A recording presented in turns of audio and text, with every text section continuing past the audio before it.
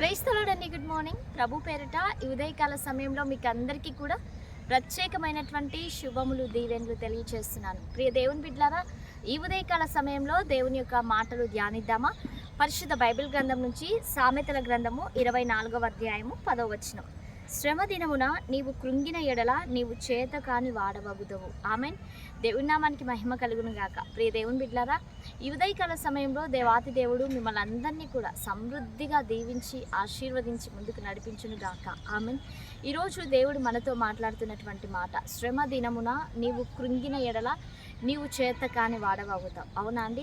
నిజంగా ఈరోజు నీకు శ్రమ వచ్చిందా? నీకు ఏదైనా అవసరత వచ్చిందా? నీకు ఏదైనా సమస్య వచ్చిందా?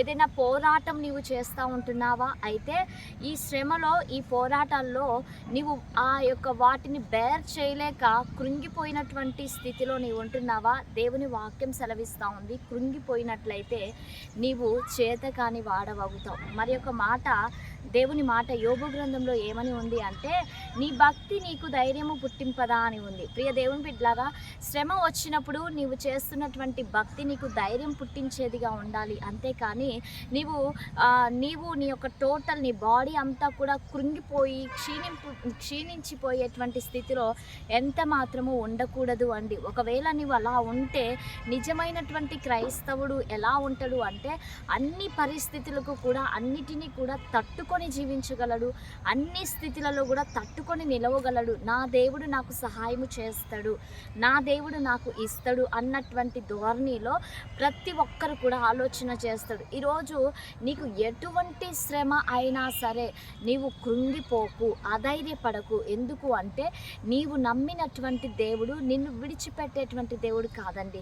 నీవు నమ్మినటువంటి దేవుడు ఎలాంటి వాడు అంటే, సర్వశక్తిమంతుడు, ఆయన గొప్ప కార్యములు చేసేటువంటి దేవుడుగా ఉంటున్నాడు. కాబట్టి నీవు చేస్తున్నటువంటి భక్తి జీవితం, నీవు దేవుని యందు చూపిస్తున్నటువంటి భయభక్తులు కలిగినటువంటి విధానం, ఇవన్నీ కూడా నీకు నీ యొక్క ఆత్మీయ జీవితానికి ధైర్యాన్ని పుట్టించేటువంటి రకంలోనే నువ్వు ముందుకు నడిపించాలి. కానీ ఒక చిన్న శ్రమ రాగానే, ఒక చిన్న ఆపద రాగానే, ఒక చిన్న క్లిష్టకరమైనటువంటి పరిస్థితులు రాగానే నువ్వు ఎంత మాత్రము కూడా కృంగిపోకూడదు.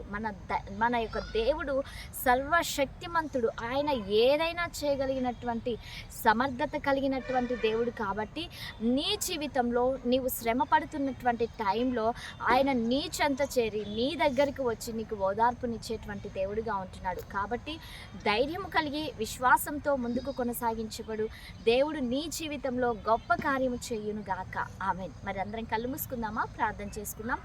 సర్వోన్నతుడా, సజీవుడా, సర్వశక్తిమంతుడా, మీ ఘనమైన శక్తి కలిగినటువంటి నామమునకు ప్రభువా వందనాలు, కృతజ్ఞతలు ప్రభువా. అయ్యా, ఈ ఉదయకాల సమయంలో ఈ కార్యక్రమాన్ని చూస్తున్నటువంటి నీ ప్రియ బిడ్డలందరినీ కూడా మీరు ప్రత్యేకంగా మీరు దీవించండి అయ్యా, ఆశీర్వదించండి తండ్రి. దేవా, నీ బిడ్డలకు మంచి ఆరోగ్యములను దయచేయండి. ఎవరైతే శ్రమలో ఉంటున్నారో, కృంగిపోయి జీవిస్తుంటున్నారో అట్టి వారిని తండ్రి మీరు విడిపించి ప్రతి ఒక్కరు కూడా ధైర్యము కలిగి నీ సన్నిధిలో ముందుకు కొనసాగించబడుటకు ఈ దిన సమృద్ధి చేత ప్రతి ఒక్కరిని కూడా మీరు ఆశీర్వదించమని యేసు శక్తి కలిగిన నామంలో అడిగి వేడుకొని పొంది ఉంటున్నాము తండ్రి. ఆమేన్.